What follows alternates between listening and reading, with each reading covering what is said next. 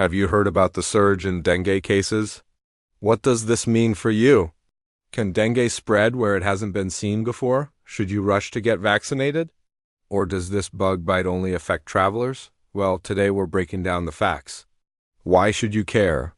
What to watch for in yourself and loved ones, how to prevent it, and what global agencies like the World Health Organization, CDC, PAHO, and ECDC are tracking. Let's dive into the details. But first, please like and subscribe. Thank you. Dengue fever, a growing concern worldwide. First, let's clarify why you should care about dengue fever, whether you're traveling, living, or planning to move somewhere. You should know that today over half the world's population is at risk of dengue, and it's spreading to new areas. In 2024, Latin America faced more than 13 million suspected dengue cases, including 8,186 deaths. And alarmingly, in 2025, reports indicate over 6 million cases and nearly 10,000 deaths globally. Why is dengue becoming a bigger problem? Well, there are a few reasons. First, climate change is expanding the range of disease-carrying mosquitoes. Second, insecticide resistance is limiting our control options. Third, population growth and urbanization increase human mosquito contact. And fourth, some people lack immunity since dengue was rare outside of tropical regions until recently. So dengue, once a mostly distant threat, is affecting more people than ever. And these rising numbers highlight the need for everyone to be aware of the signs, symptoms, and ways to protect themselves. So if you find this video helpful, please share it with friends and family. So what exactly is dengue? Dengue is a viral infection transmitted by mosquitoes. Its 4 serotypes, Den 1 to 4, circulate worldwide, causing millions of infections each year. Once you recover from one serotype, you gain lifelong immunity against that specific strain. But remember, you're still susceptible to the other 3, and here's where things get tricky. If you get infected with a different serotype later on, it can increase the risk of severe disease. This risk is due to a phenomenon called antibody-dependent enhancement, AD. AD happens when antibodies from the first infection mistakenly enhance rather than block the virus's entry into cells. Now this leads to increased viral replication and heightened inflammation, making the second infection more severe. So, understanding which serotypes are circulating is crucial for both travelers and those living in endemic areas. This is emphasized by the World Health Organization and the Centers for Disease Control and Prevention in their travel guidelines. Let's talk about how dengue spreads and why timing is so important.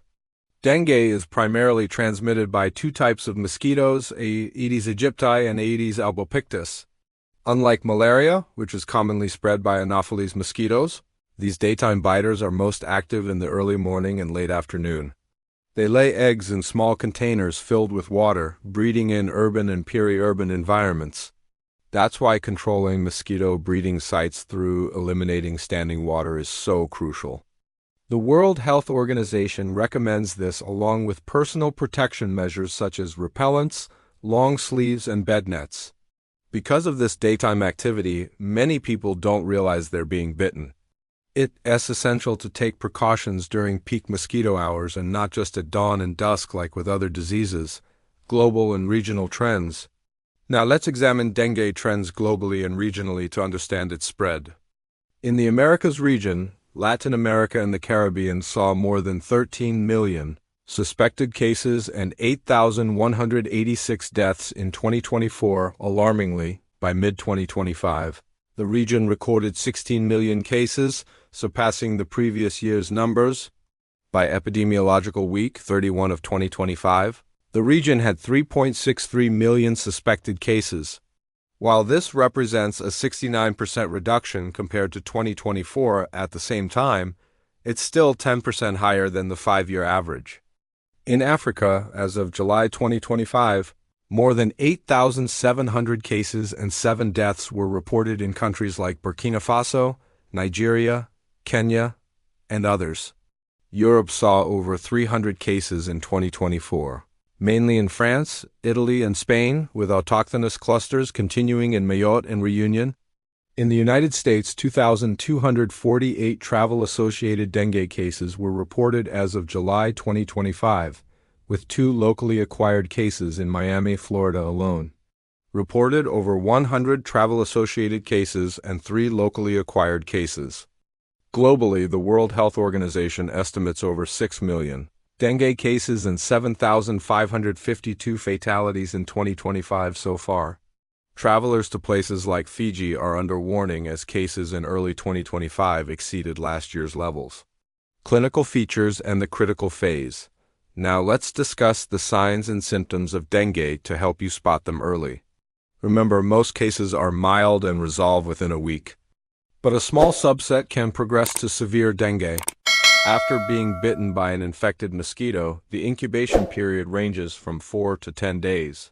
Initial symptoms often appear abruptly, including high fever, intense headache, pain behind the eyes, muscle and joint aches, nausea, vomiting, and sometimes a rash.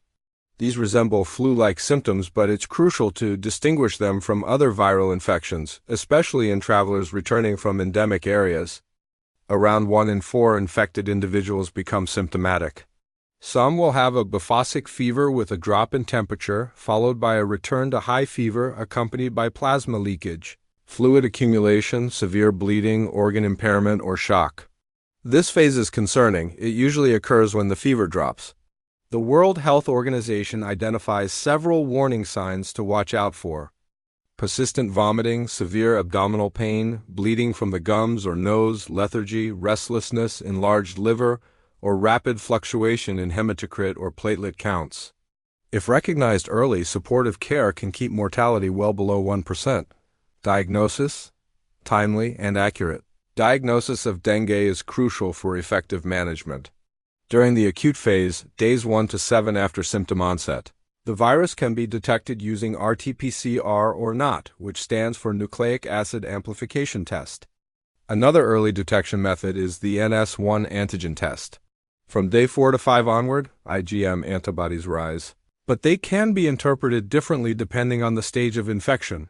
IgG appears later and remains for years, making it challenging to interpret. If early tests are negative but there's still suspicion of dengue, a repeat test during the convalescent phase, greater than 7 days, may be necessary. A combination of NOT NS1 with IgM in the first week yields an accurate dengue diagnosis in most cases.